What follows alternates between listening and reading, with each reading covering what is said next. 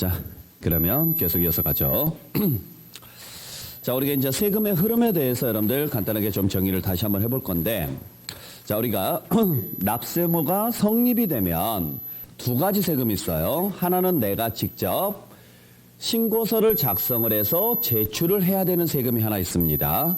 또 하나는 납세무가 성립이 되면 그냥 처음부터 정부가 결정해 주는 세금이 있어요. 그래서 두 가지 세금이 있다. 어찌됐든지 간에 납세무는 뭐가 돼야 된다? 성립이 먼저 돼야죠. 그래서 우리가 먼저 성립 시기부터 확인을 했습니다. 그러니까 취득세는 언제?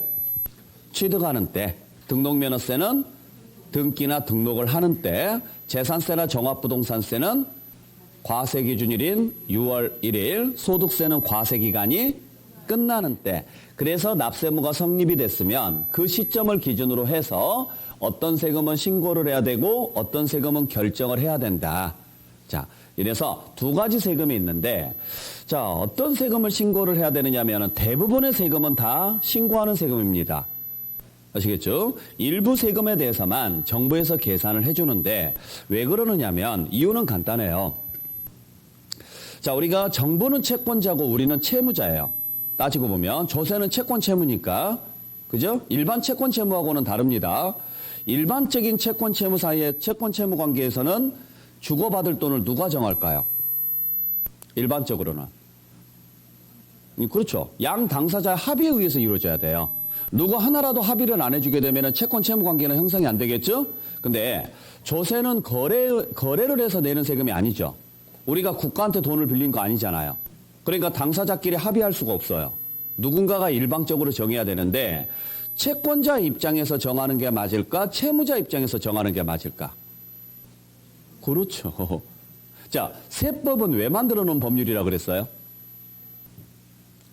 세금을 거두려고. 그러니까 누구 입장에서 만들어 놓은 거예요? 채권자 입장에서 만들어 놨지 채무자 입장에서 만들어 놓은 거 아니죠. 그러니까 채권자 입장이라는 것은 어떤 입장이냐면 많이 받고 싶은 거예요. 빨리 받고 싶겠죠. 반대로 채무자는 적게 내고 싶고 늦게 내고 싶을 거예요. 아시겠어요? 자, 그러면 당연히 채무자 네가, 납세자 네가 알아서 계산을 해서 내. 그걸 무슨 제도? 신고제도라 그래요. 그럼 네가 알아서 계산해서 내 이러면 제대로 계산할 제대로 계산이 되겠냐고요. 안 하겠죠? 최대한 낮추겠죠? 그러니까 누가 계산하는 게 맞아요? 정부가 계산하는 게 맞아요. 근데 왜 대부분은 다 신고하라고 했을까? 이유가 뭘 것 같아요? 예? 그냥 이유는 간단해요. 귀찮아서 그래요. 귀찮아서. 제가 어제 어디 가서 무슨 짓 하고 돌아다녔을까요? 제가 어제 노원에서 술집에서 있었을까요? 없었을까요? 모르죠. 그렇죠? 근데 확인하려면 할 수 있어요? 없어요? 있겠죠. 확인은 가능할 거예요. 그렇죠? 휴대폰 위치 추적해보고 뭐하고 하다 보면 확인은 가능할 거예요. 대신 시간과 비용과 노력이 어마어마하게 들어가겠죠. 정부도 마찬가지예요. 여러분들이 어디 가서 무슨 짓을 하고 돌아다니는지 전혀 알 수가 없어요. 물론 확인하려고 노력하면 확인은 가능하고 정 안 되면 납치해서 그냥 고문하면 다 실토해요. 근데 그렇게 하면 서로가 불편한 거죠. 불편하니까 그냥 뭐 하자는 소리냐. 알아서 적어주세요. 당신이 무슨 짓을 했는지 그냥 말로 하면 증거가 안 남으니까 적어주세요. 그걸 뭐라고 하느냐? 신고라고 해요. 그러면 믿어주겠다, 안 믿어주겠다? 그냥 믿어줄게. 왜? 귀찮으니까. 귀찮으니까. 자, 여러분들 자녀분이 평소에 6시가 되면 학교에서 끝나서 집에 들어오는 시간이야. 딱 6시가. 학교 딱 끝나고 집에까지 딱 오면 보통 한 6시 정도면 됩니다. 그러면 예를 들어서 5시 56분에 들어왔어요, 집에. 물어봐요, 안 물어봐요? 너 어디 갔다 왔어? 라고 물어봐요, 안 물어봐요? 안 물어보겠죠? 예를 들어서 6시 16분에 왔습니다. 안 물어보겠죠? 왜? 늘 오던 시간에 왔으니까. 비슷한 시간에. 근데 7시가 돼도 연락이 안 돼. 8시가 돼도 연락이 안 돼. 9시가 돼도 연락이 안 돼요. 그러니까 걱정이 됩니다. 그런데 10시에 집에 들어왔어요. 그럼 물어봐요, 안 물어봐요? 물어봐요. 도대체 왜 연락도 안 되고 도대체 어디 가서 무슨 짓 하고 왔어? 그랬더니 독서실에서 공부하고 왔대요. 믿겨요? 믿기냐고요. 아니, 여러분들 의지를 물어보는 게 아니에요. 속마음을 물어보는 거예요. 믿기냐고요. 안 믿기죠? 근데 믿어줘요, 안 믿어줘요? 그렇죠. 그 마음하고 똑같은 거예요. 그래, 아유, 네가 참 사람 됐구나. 고마워. 이 시간까지 공부를 하고 왔다니. 예? 믿어줍니다. 그렇죠? 그래서 고생했어 라고 이야기합니다. 근데 그 이유를 잘 생각해 보시면 똑같아요. 귀찮아요. 만약에 내가 너를 의심을 한다. 그러면은 가서 도대체 어디 독서실이야? 가자. 그래서 가가지고 거기 총무한테 물어보고 CCTV 다 돌려보고 주변 사람들한테 다 물어봅니다. 이 짓거리 해가지고 사실관계가 확인이 돼요. 그래도 서로 관계가 불편해져요. 왜 나를 못 믿어? 이런 식으로 나오니까. 그러니까 그 짓을 안 하겠다라는 거죠. 그래서 그냥 그렇게 유야무야 넘어갔습니다. 근데 마트에 가는데 갑자기 옆에서 옆집에 사는 사람이 내가 어제 봤는데 당신네 자녀 PC방에서 나오는 거 봤어. 이 순간 뒤지는 거죠. 그러니까 쉽게 말하면 그런 구조예요. 당신이 적어준 대로 인정해드릴게요. 믿어드릴게요. 취득을 했으면은 언제 어디서 누구한테 얼마에 어떤 방식으로 취득했는지 적어주세요. 그러면은 믿어준다 안 믿어준다? 믿어준다. 단 조건이 있다. 거짓말할 것이라면 걸리지만 말아라. 걸리면 그때부터는 용서 안 할 테니까. 이런 구조로 가는 게 신고제도. 그러면 정부 입장에서는 편하죠?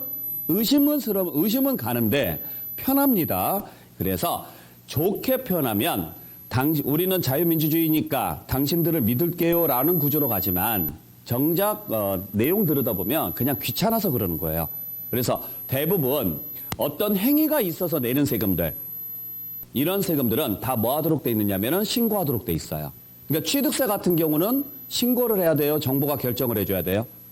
그렇죠. 왜? 자주 발생하는 사건이 아니고 반복적인 사건이 아니니까. 그죠? 등록면허세도 등기는 계속 하는 거예요? 어쩌다 한 번씩 해요? 어쩌다 한 번씩 하죠? 그러니까 뭐 해달라고요? 그렇죠. 신고해달라고요. 소득세 같은 경우는요. 매년 소득이 같아요? 달라요? 다르겠죠? 본인은 알겠지만 정부는 알아요? 몰라요? 모르죠. 그죠? 그래서 정부가 그걸 확인하려고 무슨 제도를 만들어놨어요? 정부가 여러분들 소득을 확인하려고 만들어 놓은 거. 카드죠, 카드. 그렇죠? 카드가 원래 그거예요. 카드가 원래 그 목적이에요. 여러분들 현금 들고 다니지 마세요. 이게 아니에요. 아니, 현금 들고 다니는 게 그렇게 어려워요? 안 그래요. 현금 들고 다니는 거 어렵지 않아요. 아니, 1,000원짜리를 100만 원어치 들고 다니는 게 너무 힘듭니다. 아, 그럼 100만 원짜리 현금을 만들면 돼요. 그렇잖아요.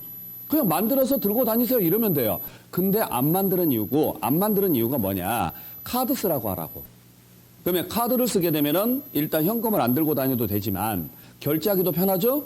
문제는요. 그 자료가 결제 딱 하는 순간 은행, 그 다음에 카드사, 그 다음에 국세청 다 통보됩니다. 동시에 다 들어가요. 그리고 그 자료는 요즘은 다 연계돼서 모든 공공기관에 다 돕니다. 건강보험공단 뭐 여기서부터 시작해가지고 다 돌게 돼 있어요. 그러니까 여러분들이 어디 가서 무슨 짓을 했는지 다 알아요. 네. 그러면은 판매하는 사람 입장에서도 손님들이 다 카드로 결제를 하니까 수입이 얼마인지 알겠죠? 그러다 보니까 가끔 현금으로 결제하시는 분들이 있죠? 그러면 이건 확인이 돼야 안 돼요? 안 되니까 또 하나 만들어 놓은 게 뭐예요? 그렇죠. 현금 영수증이죠. 당신들 소득공제 해줄 테니까 뭐 물건을 사거나 하게 되면 현금 영수증 발급하게끔 해. 그러면 그 자료가 또 남으니까. 그러면 거의 80% 이상의 여러분들 수입은 다 확인이 가능해요. 수입이든 지출이든. 근데 현금 영수증도 안 끊는 그런 것들이 있다면 그건 본인만 알 거니까 알아서 뭐 해주라고요? 신고해 주라고요. 대신 안 하면 정부에서 확인한 것까지만 여러분들한테 부과를 하고 그 외 나머지 것들은 의심을 해서 추적을 하겠습니다. 이제 이런 구조로 가는 거죠. 네. 대신 아까 말씀드렸던 것처럼 아무런 행위 없이 냅니다. 그리고 반복적으로 내는 세금들 있죠? 가장 대표적인 게 뭐가 있을까요? 그렇죠. 재산세라든지 종합부동산세라는 세금이 있어요. 이러한 세금들은 재산세나 종합부동산세라는 세금은 어떤 행위가 있어서 내는 세금이 아니죠. 그러니까 적을 게 있어요, 없어요? 없죠. 만약에 여러분들이 하루 종일 방구석에서 안 나오고 그냥 아무 짓도 안 하고 숨만 쉬고 있어요. 집에서. 그날 저녁에 일기 쓰라고 하면 쓸 내용이 있어요, 없어요? 없어요. 뭔가를 해야 일기를 써요. 마찬가지입니다. 신고서를 적으려고 봤더니 적을 게 하나도 없는 거예요. 왜? 내가 한 짓이 없으니까. 그렇게 해서 아무 짓도 안 했는데 매년 내는 세금, 반복해서 내는 세금, 재산세나 종합부동산세 이러한 세금은 정부가 알아서 다 계산해 줄 테니까 신고할 필요 없습니다. 이렇게 돼 있다고요. 그러니까 정부는 내가 얼마의 재산을 가지고 있는지 알까요? 모를까요? 알아요. 왜? 취득했을 때 뭐 해놨으니까? 신고해놨습니다. 취득했을 때 신고해놨고 신고해놓은 내용대로 장부에 적어놔요? 안 적어놔요? 적어놔요. 장부에 적어놓죠?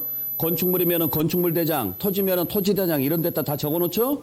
그러면 그 자료를 근거로 해서 팔았다라는 말만 없으면 이 사람이 계속 가지고 있는 거잖아요. 그걸 근거로 매년 여러분들한테 세금 부과하는 게 이러한 세금이에요. 그러니까 여러분들 재산세 신고한 적 있냐고요? 없을 거예요. 그냥 아무 생각 없이 생활하다가 어느 날 우편함에 고지산장 꽂혀 있으면은요, 그냥 시발시발하면서 집에 들어갑니다. 또 세금 나왔다고. 그리고 자동이체 걸어놨으니까 아무 생각 없이 그냥 아무 일 없듯이 넘어갑니다. 그죠? 대충 이렇게 생활을 해요. 네. 이러한 세금들은 알아서 정부에서 뭐 해주겠습니다. 계산해 주겠습니다. 그래서 정부가 계산해서 고지서 보내는 것, 결정, 보통징수라고 한다. 자, 두 가지 방식이 있는 거예요. 그러면 재산세, 종부세 말고 그냥 한번 상식적으로 한번 생각해 볼게요. 여러분들께서 아무 짓도 안 했는데 매년 반복해서 나오는 세금이 또 뭐가 있을 것 같아요? 주민세. 자, 주민세는 누가 내는 세금? 주민이 내는 세금이에요. 그냥 세대 주면 돼요. 내가 무슨 짓을 한 거 아니죠? 그러니까 세대 주라는 이유 때문에 매년 내는 세금이에요. 또 뭐가 있을 것 같아요? 자동차세. 자동차세. 내가 운전한다고 내는 세금 아니에요. 그냥 자동차가 있으니까 내는 세금이에요. 아무 짓도 안 했는데 매년 나오죠? 어떻게 알고? 그냥 지네들이 아니까. 차량 등록증에 다 나와 있잖아요. 등록부에. 그걸 근거로 해서 매년 때리는 세금이 자동차세예요. 그래서 재산세, 종합부동산세, 주민세, 자동차세 이러한 세금들 다 한 번씩 내봤던 세금들이죠. 이러한 세금들처럼 가만히 생각해 보면 아무 짓도 안 했는데 매년 나오는 세금. 이건 이미 정부에서 알고 있다, 모르고 있다? 알고 있다. 알고 있으니까 우리가 계산해서 낼 필요가 없다. 알아서 지네들이 계산을 해서 고지서 보낼 거다. 정부가 계산하는 행위를 결정. 그래서 그 금액을 어디에 적어서? 고지서에 적어서 보내는 행위를 보통징수. 용어 정확히 아시겠죠? 네, 그렇게 해서 정리하시면 돼요. 자, 그런데 여러분들이 이제 알아야 될 것은 재산세나 종합부동산세 이 정도만 알고 계시면 되고, 또 하나 상속세나 증여세가 있어요.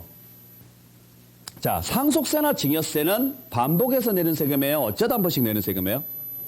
그러면 당연히 뭐 해야 될까요? 그래요. 당연히 원래 신고를 해야 되는 세금이에요. 신고를 해야 되는 세금인데 상속세, 증여세는 왜 정부가 결정을 해주느냐면 워낙에 거짓말이 심해요. 그러니까 100번 중에 100번이 다 거짓말이에요. 그래서 이것만큼은 귀찮더라도 무조건 세무조사 하겠습니다. 그러니까 여러분들한테 신고하라고 할까요, 안 할까요? 합니다. 상속세, 증여세는 신고를 하라고는 해요. 그러니까 신고서를 써서 제출을 하라고는 하는데 안 믿어요. 무조건 제 세무조사가 나와요. 그래서 세무조사를 해서 무조건 정부가 다시 계산을 하도록 돼 있어요. 절차상. 아시겠어요? 자, 그래서 요 네 가지 꼭 기억하시길 바랍니다. 원칙적으로 정부가 결정함으로써 확정되는 조세들이 있다. 매년 반복해서 내는 세금인 재산세, 종합부동산세와 어쩌다 한 번씩 내는 세금 중에서 도저히 믿을 수 없는 세금인 상속세, 증여세는 정부가 정한 대로, 정부가 결정한 대로 금액이 확정된다. 아셨어요? 그래서 재산세나 종합부동산세는 내가 신고할 필요가 없어서 정부가 금액을 정해주는 거고, 상속세, 증여세는 내가 신고를 해야 되는데 절차상 신고는 해야 되는데 믿어준다, 안 믿어준다? 안 믿어줍니다. 안 믿어주고 정부가 정한 대로 내야 돼요. 이 구조로 가요. 나머지 세금은 다 내가 신고한 대로 내면 되고. 됐죠? 자, 그러면 대부분의 세금은 다 뭘 해야 되는 세금이라고요? 신고를 해야 되는 세금인데 이렇게 신고를 하려면 법으로 날짜를 정해줬어요. 신고를 할 수 있는 날짜를. 이걸 무슨 기한이라고 한다? 법정. 그러니까 법으로 뭐 해놓은 날짜다. 정해놓은 날짜다. 그래서 법정기한이라고 합니다. 그래서 법으로 정해놓은 날짜까지 신고하도록 돼 있는데 이를 뭐 하지 않느냐? 신고하지 않습니다. 이걸 뭐라 그래요? 무신고라 그래요. 또는 이를 신고를 했는데 적게 신고를 했어요. 이걸 뭐라 그래요? 과소신고라 그래요. 그래서 만약에 신고를 하지 않거나 적게 신고한 사실이 확인이 되면 납세자한테 하라고 했는데 제대로 안 했죠? 그러면 이제는 당연히 정부가 나서야 돼, 안 나서야 돼요? 나서야죠. 그래서 신고를 하지 않거나 또는 적게 신고를 했을 때는 정부가 나서서 다시 뭐 해주는 거예요? 결정 또는 경정을 해주는 거죠. 그러니까 결정이나 경정은 같은 말이에요. 다 누가 하는 행위? 정부가 하는 행위인데 조금 차이점이 있다면 결정은 전체를 다 정하는 행위, 경정은 일부만 정하는 행위. 100만 원이다. 그럼 100만 원 전부를 다 계산하는 것을 결정. 100만 원인데 60만 원을 신고를 했어요. 그러면 정부가 정할 금액은 40만 원만 정하면 되죠? 그렇게 일부만 정하는 것을 뭐라고 하고? 경정. 차이점 아시겠죠? 그러니까 이게 시험 문제 나오지는 않아요. 아는데 역사상 우리 그 공인중개사 시험 중에서 제일 어려웠던 애가 언제예요? 알아요? 15예요. 15회. 우리 보통 평균 합격률이 몇 프로인지 아세요? 일반적으로 20%에서 30% 내외입니다. 보통 그 정도 선이에요. 그러니까 올해 같은 경우도 2차 같은 경우는 23%가 나왔어요. 그 정도가 보통 기본이에요. 그러니까 이걸 맞추기 위해서 이의 제기한 것 중에서 그 중복 정답을 해주는 거죠. 그러니까 만약의 경우에 합격률이 올해도 합격률이 예를 들어서 한 29% 정도 나왔다. 그러면 이의 제기 하나도 안 받아줬을 거예요. 왜? 합격률을 약간 떨어뜨려야 되니까. 그러니까 앞으로 이제 상대평가라는 말 들어보셨어요? 공인중개사 상대평가? 상대평가는 안 갑니다. 절대평가를 그대로 유지를 하는데 대신 수능처럼 킬러 문항을 넣을 거예요. 그래서 그걸로 난이도를 조절을 할 거예요. 난이도를 조절을 하는데 난이도 조절이 실패했다. 그러면 예를 들어서 난이도 조절이 실패했다. 그래서 너무 합격률이 안 나온다. 그러면 이의 제기를 한 것들 있죠. 말이 안 되는 것도 그냥 받아줘서 그 정도 합격률을 맞추겠다 이 소리예요. 만약에 합격률이 높다, 이의 제기 하나도 안 받아줄 거예요. 이런 식으로 이제 왔다 갔다 맞추는데 15회 때는 합격률이 2%였어요. 20%가 아니라 2%. 네. 그러니까 그때는 사시 준비하는 애들, 그 노량진 가서 사시 준비하는 학생들한테 공인중개사 문제 줘놓고 문제 풀으라고 해서 걔들도 60점이 안 나와요. 공인중개사 공부하시는 분들한테 그런 문제를 내는 게 미친 거죠. 그래서 그때만 유일하게 추가 시험이 됐었죠. 추가로. 그래서 15회 추가라는 게 있었어요. 근데 그때 나왔던 시험 문제가 이거예요. 신고를 하지 아니한 경우에는 경정한다 이렇게 나왔어요. 틀린 문장. 신고를 하지 않았다. 그러면 정부가 정할 금액은 전체다 일부다. 당연히 전체일 거니까 경정이 아니라 결정이라고 해야죠. 네. 자, 그래서 우리는 세금은 두 가지 방식이 있습니다. 납세무가 생겼을 때, 납세무가 생기면 신고 납부를 해야 되는 세금이 있다. 단 이를 신고 납부하지 않게 되면 정부에서 뭐 할 것이다? 결정할 것이다. 결정 또는 경정할 것이다. 두 번째는 납세무가 성립이 되면 그냥 처음부터 정부가 뭐 해주는 경우가 있다. 결정해 주는 경우가 있더라. 이렇게 보셔야죠. 그러니까 개념은 단순해요. 개념은 위에는 어떤 스타일이냐면 네가 해. 근데 네가 안 하면 내가 나설게. 1차적으로 네가 해봐. 납세자 네가 해. 근데 네가 제대로 안 하면 내가 나설게. 아래쪽은 너 아무것도 하지 마. 내가 처음부터 해줄게. 차이점 아시겠죠? 네. 자, 그래서 납세자가 스스로 계산해서 내는 행위를 신고, 정부가 금액을 계산하는 것을 결정. 차이점 아시겠어요? 네. 구분 정확히 하시기 바랍니다. 자, 그러면은 결정 또는 경정을 해서 뭘 보내도록 돼 있다? 고지서를 보내도록 돼 있고, 이렇게 고지서 보내서 징수하는 것을 무슨 징수라고 한다? 보통 징수라고 한다. 보통 징수. 네. 자, 그래서 고지서를 보냈습니다. 그러면 고지서에 뭐가 적혀서 나오느냐? 언제까지 내세요 해서 납부기한이라는 게 적혀서 나와요. 고지서상 납부기한이. 뭐 금액도 나올 것이고 여러 가지가 나오겠지만 그래서 우리는 날짜를 두 개를 기억을 하셔야 돼요. 하나는 신고 납부를 해야 할 무슨 기한? 법정 기한. 또 하나는 고지서 받아서 내는 납부 기한. 그러니까 취득세나 등록면허세나 소득세처럼 뭐 하는 세금은?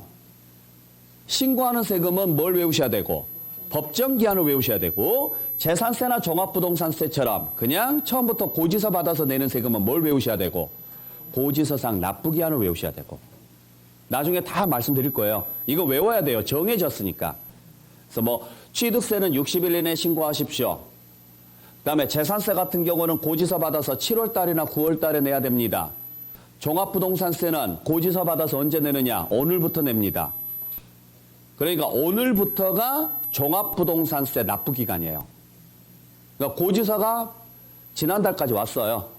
종부세 대상자들은 지난달까지 고지서가 왔고 오늘부터가 종합부동산세 납부 기간이에요. 그래서 오늘부터 해서 언제까지냐면 15일까지예요. 이런 식으로 해서 시험제 나오니까 나중에 꼭 기억하시고. 그러면 고지서상 납부 기간까지 세금 내야 돼요, 안 내야 돼요? 당연히 내야 되겠죠? 근데 만약에 세금을 안 내면 다시 어떻게 하느냐? 다시 고지서를 보냅니다. 다시 고지서 보내요. 네. 그래도 안 내면 또 뭐 할까요? 고지서 보냈는데 안 내요. 그러면 또 보내요. 그래도 안 내면 또 보내고 계속 보냅니다. 계속 여러 번 보내다가 마지막까지 안 내면 최고 총첩장을 보내죠. 이걸 독촉장이나 최고장이라 그래요. 그래서 뭘 보내는 거예요? 독촉장이나 최고장을 보내요. 그러면 독촉장이나 최고장은 종이로 보내는 거죠. 그죠? 그래도 안 내요. 그래도 안 내면 마지막에 가서는요, 직접 찾아갑니다. 그래서 뭐예요? 압류를 합니다. 압류를 해서 운반할 수 있는 것들은 운반을 하고, 운반을 했으면 창고 등을 빌려서 보관을 해요. 따로 창고가 있는 게 아니고. 근데 운반이 안 되는 것들은 어떻게 할까요? 딱지 붙여요. 이걸 봉인 방법이라 그래요. 봉인 방법. 그래서 딱지 붙여서 이 물건은 압류재산이니 사용을 금지합니다. 이렇게 돼 있죠. 그래서 뭐 TV나 이런 것들은 이제 딱지를 붙이는데, 밥통은 딱지를 붙일까요, 안 붙일까요? 밥통은 안 붙입니다. 네. 압류 금지 재산이 있어요.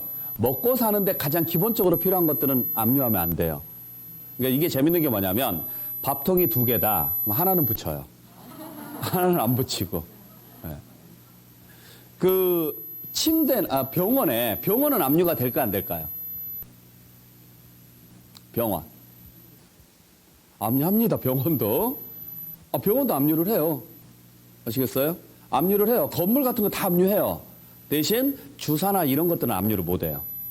그건 사람을 살려야 되니까 써야 되잖아요. 그러니까 이런 것들은 이제 뭐 몇 가지가 있는데, 하여간 압류를 해서 운반하는 것은 운반하고 보관하고, 그래도 안 내면 마지막 가서 무슨 절차가 들어가요? 매각 절차가 들어가요. 여기까지가 우리가 해야 될 집행 절차예요. 아시겠죠? 이렇게 매각하는 행위를 뭐라고 하느냐면 공매라 그러죠. 공매. 경매하고 공매하고 차이점 아시겠죠? 개인이 하는 것을 뭐라 그래요? 경매. 공기관이 하는 것을 공매. 그래서 공매에서 나온 돈을 세금으로 채우는 거죠. 이렇게. 그러면 각 세무서나 지자체마다 이 절차를 담당하는 곳이 있을까요, 없을까요? 있겠죠? 그러면 이게 중복되죠, 일이. 그래서 이걸 외주를 줬어요.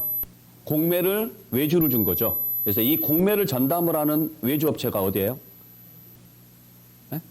혹시 아세요? 그렇죠. 캠코. 들어보셨어요? 한국자산관리공사.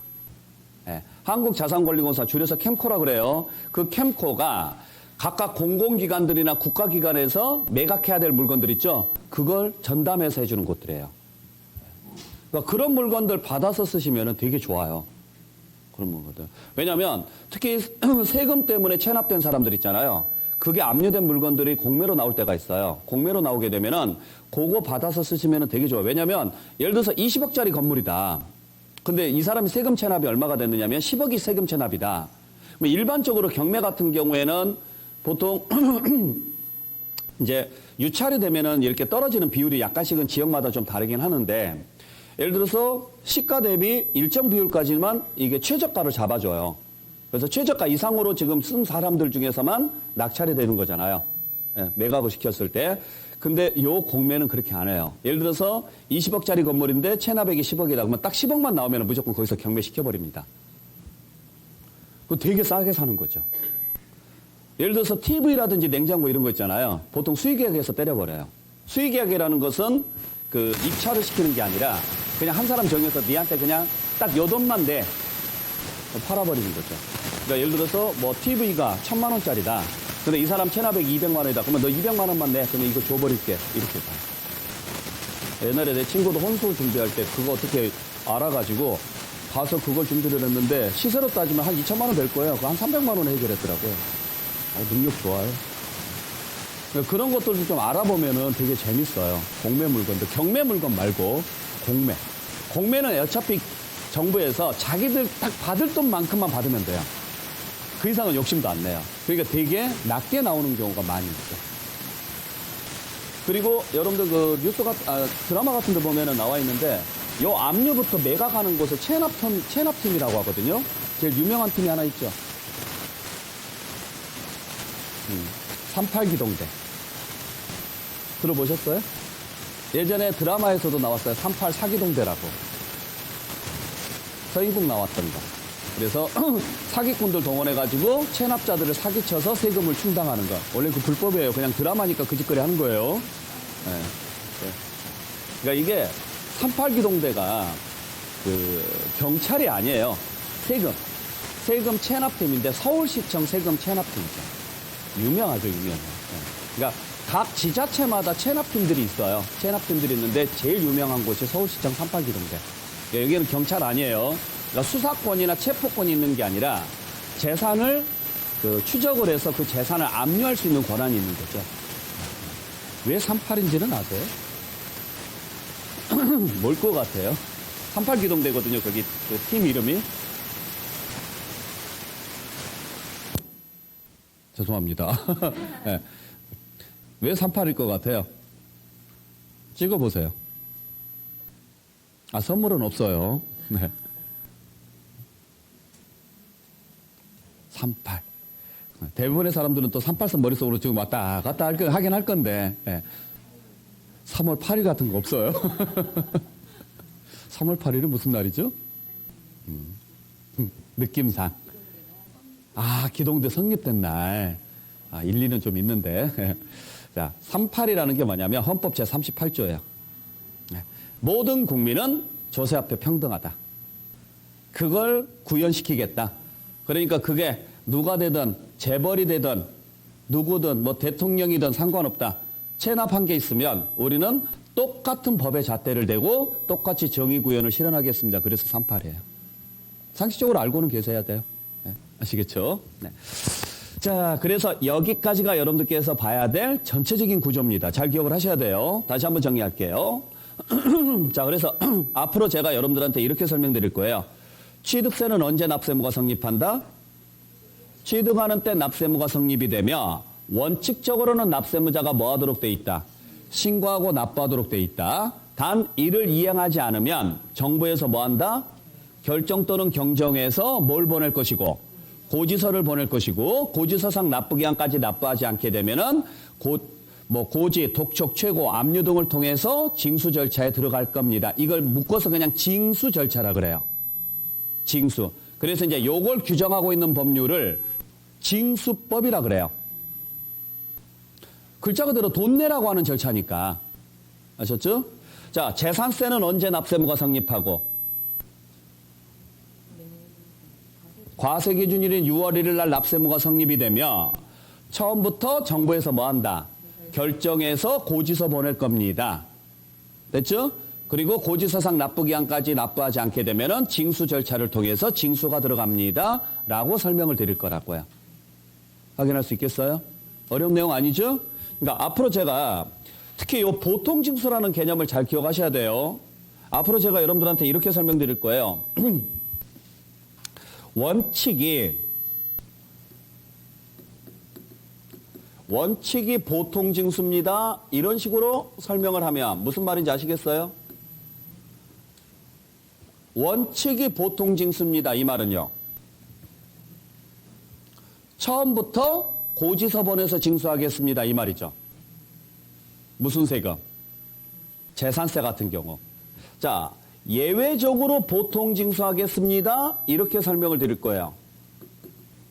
무슨 말인지 아시겠어요? 자, 예외적으로 보통 징수합니다. 이 말은 뭘 했어야 됐는데? 신고 납부를 했어야 됐는데 이를 이행하지 않았구나. 않아서 정부에서 결정을 해서 고지서 보내는구나. 이렇게 이해를 하시라고요. 이해되셨죠? 그래서 나중에 그럴 거예요. 자, 취득세는 원칙은 신고 납부인데 이를 이행하지 않으면 보통 징수에 의해서 징수할 겁니다. 재산세는 원칙이 보통 징수입니다. 이런 식으로 갈 거라고요. 시험제도 자주 나와요. 재산세는 무슨 방법에 의해서 징수하느냐?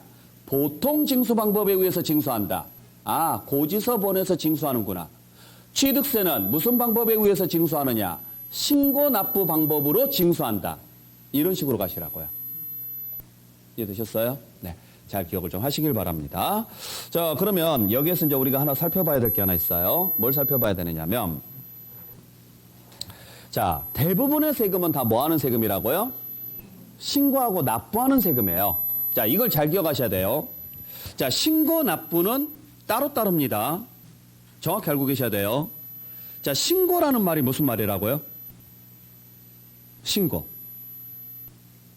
신고라는 말은 신고서를 작성해서 제출하는 행위를 말해요. 이해되셨어요? 그러니까 신고라는 말은 신고서가 있어요. 신고서를 적으셔야 돼요. 여러분들이 직접. 적어서 뭐 하라고요? 제출하는 걸 뭐라고 한다? 신고. 신고.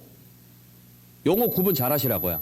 자, 그러면은 이 신고서는 어디에다가 제출을 해야 될까요? 세무서나 지자체한테가 제출을 해야 돼요. 지방세면은 지자체, 즉 구청이나 시청 가서 제출하시고, 국세면은 어디에다가 제출하시고, 세무서에다가 제출하시면 돼요. 됐어요? 네. 자, 그러면 해당 관할관청 직원은 신고서 내용을 확인을 합니다. 그래서 특별히 이상이 없으면 그 신고서를 적으면 금액을 적는 칸이 있어요. 그러면 그 금액을 여러분들이 세금을 내게끔 영수증을 줄 거예요. 그러면 그걸 들고 가서 내시면 돼요. 내는 걸 뭐라고 하고? 납부라고 해요. 어디 가서 내요? 그렇죠. 은행 가서 내요. 잘 생각해 보세요. 세금 어디 가서 냈는지를 잘 생각해 보세요. 은행 가서 내셨죠? 네, 그렇게 생각하셔야 돼요. 근데 이걸 누가 시켰어요? 내가 스스로 해야 돼요. 그렇죠. 내가 스스로 해야 됩니다. 이렇게 스스로 하는 것을 뭐라고 하느냐면 의무라 그래요. 의무. 의무. 근데 보통 우리가 의무가 두 종류가 있어요. 사회적 의무가 있고 법률적 의무가 있어요. 그러니까 그냥 윤리적 의무. 어른을 보면은 존댓말을 써라. 뭐 인사를 해라. 이런 거 있죠? 이건 윤리적 의무죠. 만약에 어른한테 반말을 했습니다. 법적으로 제재를 받아야 안 받아요? 아, 받아요? 안 받아요. 그냥 쌍욕을 얻어먹을 뿐이에요. 그죠? 이건 윤리적 의무. 근데 법적 의무가 있어요. 말 그대로 법률로 정해놓은 의무가 있다고요. 이건 제재를 받습니다. 그러니까 왜 그러냐면 법이라는 것은 사회적 합의예요. 그죠? 법을 누가 만들어요? 국회에서 만듭니다. 국회의원을 누가 뽑아줬냐고요? 그래요. 여러분들이 뽑아준 거예요. 결국 여러분들의 도장을 맡긴 거예요. 그랬을 때 사회적으로 합의를 하려면 사회 질서가 유지가 되려면 합의가 돼야 돼, 안 돼야 돼요? 돼야 돼요. 스스로의 자유를 제한을 시켜야 되니까. 그래야 사회 질서 유지가 되잖아요. 나 하고 싶은 대로 다 하고 살면 질서 유지가 안 돼요. 네가 뭔데? 여기는 대한민국이야. 자유민주 국가야. 내가 여기서 이렇게 하고 싶어. 기차 오늘 뭐 뉴스 보니까 뭐 그런 것도 나오던데 KTX 그 안에서 뭐 삼겹살 구워 먹은 사람도 있던데 보니까 그렇게 하는 게 맞냐고요. 아니잖아요. 그죠? 그 빈칸에 앉아가지고 그 삼겹살 구워 먹었대요. 술 처먹고. 그런 인간들이 그게 참. 하여간 그러면은 그런 걸 제한시키겠습니다. 이렇게 해서 사회적 합의를 시키는 거예요. 그걸 도장을 우리가 국회의원한테 맡겼고 국회의원이 그 도장을 찍었으니까 결국 여러분들이 합의를 해주신 거예요. 근데 이걸 안 지키면 제재가 없으면 안 지키겠죠? 귀찮으면 그래서 제재가 들어갑니다. 이때 받는 제재를 뭐라고 할까? 가산세라 그래요. 가산세. 이거. 그러니까 일반적으로 법률상 의무, 법을 위반했을 때 받는 제재가 뭘까요? 법을 위반했을 때 받는 제재. 벌금입니다. 그러니까 여러분들이 벌금이나 과태료 같은 경우 낼 때 어떨 때 내는가 잘 생각해 보세요. 전부 다 법을 위반했을 때예요. 그러니까 형사적인 법을 위반했으면 그때는 구속이 되겠지만 형사법이 아닌 일반 법률을 위반하게 되면 구속은 안 돼요. 구속은 안 되는데 벌금을 내야죠. 그죠? 금연구역에서 흡연을 한다. 그러면 금연구역에 보게 되면은 이곳은 금연구역이므로 이곳에서 흡연 시 국민건강진흥법 제 몇 조에 의해서 얼마의 과태료를 부과합니다. 이렇게 적혀 있어 안 적혀 있어요? 적혀 있어요. 도로교통법에 의해서 주정차 위반구역에 위반을 하게 되면 어떻게 하겠습니다. 소방법에 의해서 소화전 근처 10m 이내 주정차를 하게 되면 얼마만큼 부과하겠습니다. 이런 말들 나오죠? 그게 전부 다 벌금 규정이에요. 벌금이나 과태료 규정. 뭐 세법도 당연히 법률상 의무니까 이를 지키지 않게 되면 벌금을 물려야 되는데 문제는 뭐냐면 벌금을 뭘로 내느냐예요.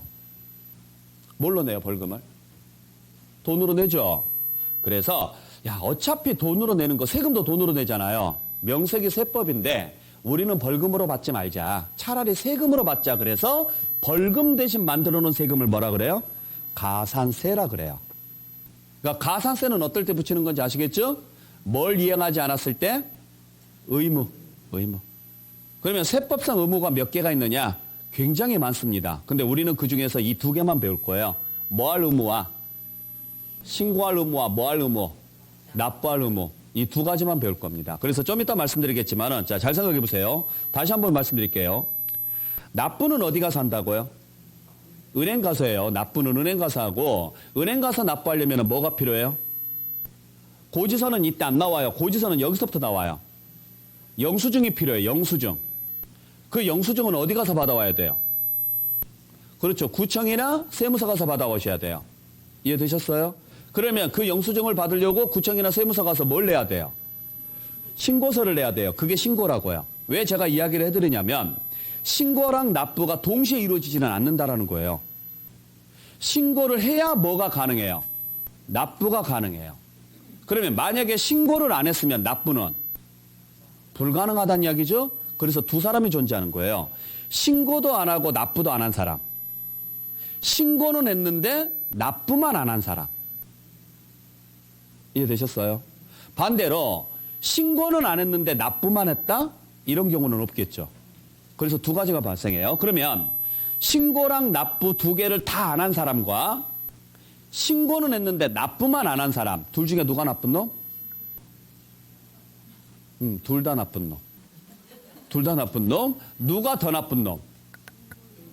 그렇죠. 1번이 더 나쁜 놈. 그래서 이 두 개를 다 안 한 사람과 납부만 안 한 사람, 두 사람의 벌금이 달라야 되겠죠. 그래서 규정이 달라요. 조금 이따 말씀드리겠지만. 아시겠어요? 네. 그 정도만 기억을 좀 해주시고. 자, 그러면은 이렇게 가산세가 붙는데 그러면 재산세처럼 애초부터 신고 의무가 없는 세금은 가산세가 나올까요? 안 나올까요? 당연히 여기는 가산세가 없겠죠. 그래서 만약에 재산세 문제에서 가산세가 부과된다 이런 식으로 문장이 나오면 틀린 문장이 되겠죠. 재산세는 벌금 규정이 있다 없다? 없다. 왜? 내가 해야 될 게 없으니까. 내가 해야 될 의무가 없잖아요. 그래서 가산세는 없습니다. 자, 그러면은 신고 납부를 하지 않아서 정부가 결정한 대로 고지서가 오거나 그냥 재산세처럼 처음부터 고지서가 왔어요. 자, 그러면 고지서 받는 순간 나는 의무자다 아니다? 아니죠. 고지서 받는 순간부터 나는 채무자죠. 상대방이 나한테 청구했어요, 안 했어요? 청구했잖아요. 그러니까 나는 이제 채무자가 돼요. 그러면 채무자가 돈을 갚아야 돼, 안 갚아야 돼요? 갚아야 되는데 이걸 안 갚아요. 그러면 그때부터는 뭐가 붙을까요? 이자가 붙겠죠? 이자가 붙을 거 아니에요? 연체이자가. 그걸 옛날에는 뭐라고 했느냐면 가산금이라 그랬어요. 가산금. 근데 이러면은 서로 또 이상하니까 그냥 지금은 가산세로 다 통일시켰어요. 그러니까 앞에 붙는 가산세는 앞에 붙는 가산세는 벌금 형식의 가산세고 뒤에 붙는 가산세는 이자 성격의 가산세인 거예요. 이자 성격. 근데 이게 용어 문제가 좀 있어서 개정이 될지 안 될지 몰라서 이 부분은 그냥 모른 척 할게요. 그냥 흐름만 좀 이해를 해주세요. 됐나요? 근데 이자가 붙긴 붙을 거예요. 붙는데 그래도 안 내면 그 다음부터는 세무서 직원들이 직접 나가서 뭐예요? 달라고 하죠? 그죠? 자, 압류부터는 직접 나가는 거죠? 이때 발생하는 비용을 지방세에서는 뭐라고 하느냐? 체납자의 재산을 처분할 때 발생하는 비용이다. 그래서 뭐라 그래요? 체납처분비. 국세에서는 강제로 징수하는 비용이다. 그래서 강제징수비라고 합니다. 그러니까 체납처분비다라고 문장이 나와요. 예를 들어서 그럼 무슨 비용부터 나와야 돼요? 압류부터 나와야 돼요. 압류부터. 압류, 운반, 보관, 매각. 압류를 했다. 그러면 골프채라든지 이런 것들은 운반 가능하죠? 그래서 가지고 나와서 창고에다가 보관을 하면 보관료 발생해요, 안 해요? 보관료 발생하죠? 그러니까 압류할 때 들어간 인건비, 세무서 직원들이 나와서 압류 대상 물건들을 조사를 하고 압류 진행 절차를 밟아야 되니까 인건비 발생할 것이고 그걸 가지고 나오면 운반비 발생할 것이고 창고 빌려서 보관하면 보관료 발생하죠? 그리고 나서 법원에다가 매각을 신청해서 발생하는 비용, 매각 비용이 있을 겁니다. 이걸 묶어서 뭐라고 한다? 체납처분비라고 해요. 왜 이 용어가 중요하냐? 나중에 매각 대금 중에서 제일 먼저 가져가는 게 얘들이에요. 제일 먼저 줘야 되는 돈이 이 돈이라고 해요. 체납처분비. 그러니까 매각하는 데 들어간 비용, 이 인건비부터 줘야 된다고요. 그게 1순위거든요. 그래서 이 용어들을 여러분들께서 잘 확인하셔야 돼요. 자, 그러니까 이 그림은 여러분들께서 앞으로 세금을 공부하는 데 있어서 굉장히 중요하게 보셔야 될 그림이에요. 잘 정리를 좀 해주시길 부탁드릴게요. 자, 그럼 보죠. 다시 한번 정리를 좀 해볼게요. 자, 우리가 세금이 생겼으면은 그걸 이제 계산하는 방식이 있다. 그게 내가 직접 계산해서 내는 것을 뭐라고 한다? 신고라고 하고 정부가 직접 계산해 주는 것을 뭐라고 한다? 결정이라고 한다. 대부분의 세금은 다 뭐 하는 세금이다? 신고하는 세금이다. 됐죠? 단 일부 세금에 대해서는 정부가 결정을 해주는데 대표적으로 매년 반복해서 내는 세금인 재산세나 종합부동산세, 어쩌다 한 번씩 내는 세금 중에서 도저히 믿을 수 없는 세금인 상속세, 증여세가 있다. 이 네 가지만 좀 기억을 해주시라고요. 이 네 가지를 제외한 나머지는 대부분이 다 뭐 하는 세금이다? 신고하는 세금이고 이를 신고를 해야 되는데 만약에 신고를 하지 않았다. 그러면 그때는 정부에서 뭐 할 것이다? 결정할 것이다. 신고하지 않았으면. 아까 설명드렸던 내용이죠? 네, 그렇게 해서 여러분들 정리하시고 자, 다시 표로 정리를 해서 우리가 신고하는 세금이 있고 정부가 결정하는 세금이 있다. 근데 대부분은 다 뭐 하는 세금이다? 신고하는 세금이다. 여러분들이 외워야 될 것은 정부가 결정함으로써 확정되는 세금. 다시 한번 재산세, 종합부동산세, 상속세, 증여세. 참고로 이거 가지고 오해하시는 분들이 계시는데 아까 말씀드렸어요. 상속세, 증여세는 절차상 신고는 해야 돼, 안 해야 돼요? 해야 돼요. 신고는 해야 되는데 믿어준다, 안 믿어준다? 안 믿어주고 정부가 결정한 대로 내도록 되어 있다. 그러니까 이건 절차고 이건 금액이 정해지는 방식이고 그래서 상속세, 증여세가 우리 시험에서는 거의 안 나오긴 하는데 그냥 참고로 말씀을 드리는 거예요. 절차상 내가 신고서는 제출을 해야 돼요. 근데 그걸 믿어준다, 안 믿어준다? 안 믿어주고 다시 정부에서 결정을 해주는 거죠. 그 정도만 기억하시고 아까 말씀드렸던 것처럼 보통징수란 무엇을 말한다? 고지서 보내서 징수하는 것을 우리는 무슨 징수라고 한다? 보통징수라고 한다. 이거랑 구분해서 가끔 시험지에 나오는 내용이 이거예요. 특별징수라는 게 있어요. 가끔 시험지에 나오는 게. 그러니까 보통징수는 일반적으로 징수하는 방법이라면 특별징수는요.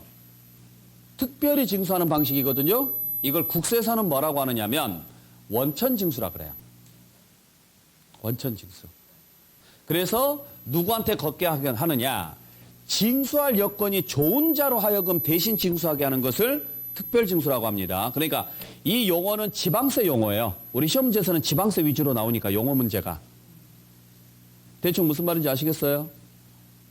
그러니까 우리 원천징수가 뭔지는 아시죠? 가장 대표적으로 원천징수가 되는 게 뭐예요? 응? 뭐라고요? 아, 소득세, 근로소득세. 네, 근로소득세가 있고 또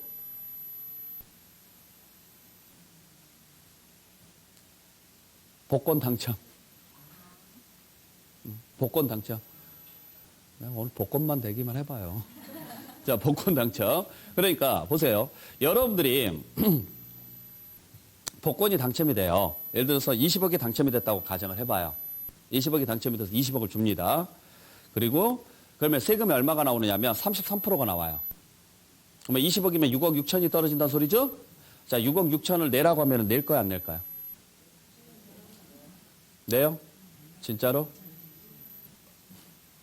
아니, 20억이 당첨이 됐는데 6억 6천을 내려요. 세금으로. 그러면 여러분들이 가져갈 돈은 얼마밖에 안 돼요? 6억 6천이니까 13억 4천만 원밖에 안 되는 거죠? 20억이 당첨이 됐는데. 그러면 여러분들한테 6억 6천 내라고 하면은 대부분의 사람들이 낼까 안 낼까? 안 냅니다. 들고 튑니다, 그냥. 그러니까 정부에서는 이 세금을 걷는 게 쉬워요, 어려워요? 어려워요. 그래서 어떻게 하는 거예요? 그렇죠. 은행한테 이야기하는 거예요. 이 돈, 네 돈 아니야. 어차피 줘야 될 돈. 근데 다 주지 마. 세금 떼고 줘. 이건 무슨 징수? 원천징수. 지방세에서는 특별징수라고 하는 거예요. 왜 근로자들은 원천징수를 하는지 아시겠어요? 근로자들이 일을 해서 돈을 벌어요. 그죠? 근데 여러분들 돈을 왜 법니까? 돈을 버는 이유가 뭐예요? 그죠? 뭐 하려고? 내 생활을 뭐 하려고요? 윤택하게 하려고? 아니, 내 생활이 윤택하려면 기본 전제 조건이 하나 있어야 돼요. 이게 참 환경이라는 게 되게 중요한 건데, 우리가 돈을 버는 목적이 잘 먹고 잘 사는 게 목적이 아니에요. 먹고 사는 게 목적이에요. 먹고 사는 기본이 돼야 그 다음에 자를 붙이든 말든 할 거죠. 안 그래요? 먹고 살만 하니까 이제 윤택이라는 말이 나오는 거예요. 윤택이라는 말이. 애초부터 먹고 살만 하지 않으면은 잘, 윤택 이런 거 필요 없어요. 그냥 입에 풀칠이라도 하면 좋겠다 이게예요. 우리가 돈을 버는 1차적인 목적이 그거예요. 어떻게 살으라고요? 사람답게 살으라고요. 사람답게. 이게 1차적인 목적이에요. 그죠? 사람답게 살려면 뭘 해야 될까요? 아니, 생각해 보세요. 사람하고 짐승하고 다른 점. 그렇죠. 의식주를 해결할 수 있어야 되죠? 또. 그러니까 의식주 중에서 식은 어차피 똑같아요. 짐승이랑. 네. 의하고 주. 그 다음에. 네? 안 들려요. 요즘 귀가. 문화생활? 아니죠. 대화. 말을 할 수 있어야 되죠? 그러면 뭘 해야 돼요? 교육을 받아야죠. 교육이라는 건 인간밖에 안 해요. 그죠? 또 아프면 병원 가야 되죠? 의료. 이런 것들. 짐승들은 그냥 대충 침 발라요. 그렇잖아요. 그거 외에는 할 게 없잖아요. 그러니까 도구를 쓰고 뭐 치료를 받을 수 있고 이런 가장 기본적인 인간다운 기본적인 생활을 하기 위해서 우리가 돈을 벌어요. 안 그래요? 그리고 이 기본적인 생활을 하기 위해서 돈이 없으신 분들을 위해서 최저생계비라는 게 있는 거고 최저생계비가 의료, 교육 이런 것들을 최소한대로 그 다음에 의식주에서 최소한의 이 돈을 지급하는 게 최저생계비라는 거예요. 이걸 하기 위해서 우리가 돈을 벌고 근데 이게 요즘은 이제 문맹률도 없잖아요. 그걸 못 읽는 사람 없잖아요, 거의. 그죠? 요즘 학당이 있어요? 없을 거예요. 저 대학교 갈 때만 해도 학당 되게 많았어요. 저도 뭐 학당 수업도 해보고 그랬었는데, 그러니까 그분들은 글을 못 배운 게 너무 억울한 거죠. 그러니까 글 한번 배워보는 게 소원이라서 정말 여러분들, 지금 여러분들보다 10배는 열심히 하세요. 그 한글 하나 배우고 영어 하나 배우는데. 진짜 한 달 내내 알파벳만 설명을 드려요. 도대체 유가 뭐냐, 운전할 때 유턴입니다 이렇게 죽어라고 이야기하는데 그거 일주일 만에 깨우쳐요. 아, 이게 유턴이구나. 근데 그게 너무 재밌대요. 그분들은 그 할머니나 할아버지 분들 오셔가지고 수업을 하는데 너무 재밌어 하시는 거예요. 근데 요즘은 그러신 분들 없어요. 거의. 그렇죠. 그러니까 이제 먹고 살만한 거예요. 그러니까 우리가 돈을 버는 목적이 먹고 살만은 해. 왜? 내가 돈을 안 벌어도 국가에서 지원을 해주니까. 해주잖아요. 얼마씩이라도. 그죠? 그러니까 이제 잘 먹고 잘 살자 이런 생각을 하는데 우리가 돈을 버는 목적은 먹고 사는 거예요. 그리고 나서 거기에 이제 조금 더 윤택해질 수 있고 문화생활을 할 수가 있고 여러 가지 이제 여러 가지 내 개발을 위해서 쓸 수가 있는 거죠. 무슨 말인지 아시겠어요? 네. 근데 근로자들이 돈을 버는 목적은 1차적인 목적이 우리가 돈을 버는 목적은 먹고 사는 거예요. 그러니까 월급을 받아서 어디에다 써요? 먹고 사는 데 쓰겠죠? 근데 나중에 세금을 내야 된다는 건 알아요, 몰라요? 알아요. 알면 월급 받은 것 중에서 일부는 모아놔야 돼요. 뭐 하려고? 세금 내려고 모아놔야 돼요. 근데 모아놔요, 안 모아놔요? 그래요, 안 모아놔요. 세금을 언제 내는데, 소득세는? 다음 연도에 내는 거예요, 다음 연도에. 다음 연도에 내다 보니, 아니, 지금 당장 우리 식구들 먹고 사는 비용도 없어. 학원을 보내야 되는데 학원도 못 보내 돈이 없어서. 그런데 무슨 세금이야? 몰라. 그건 그때 가서 생각할 거야. 그리고 다 써버린다고요. 그러고 나니까 나중에 가서 세금 내라고 하니까 어떻게 해요? 아니에요. 무슨 카드예요. 카드 안 내요. 배째라 그래요. 네 마음대로 해. 나 몰라. 야, 나도 없어. 그냥 배째든가 니들이 그냥 좀 참아주던가 이제 이렇게 갑니다. 그럼 세무서는요. 강제로 또 못해요. 이게. 은닉한 재산이 있다 이런 것들이 확인이 돼야 또 이게 가능해요. 그러니까 여러분들 그 카지노 드라마 봤어요?